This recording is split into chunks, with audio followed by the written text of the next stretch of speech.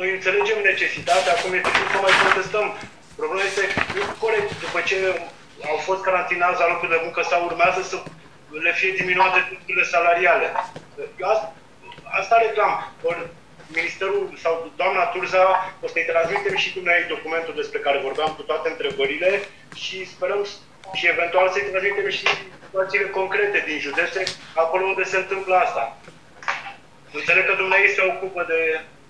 Dar să știți că la medici, la medici și la personalul din asistență socială, indemnizația de hrană nu este abrogată, nu este anulată. Păi, deci o fac ei. Da, o fac ei, de exemplu, la Vâlcea. Au fost anunțați că pe perioada când li s-a asigurat hrana, pentru că sunt carantinați la locul de muncă, nu primesc indemnizația de hrană.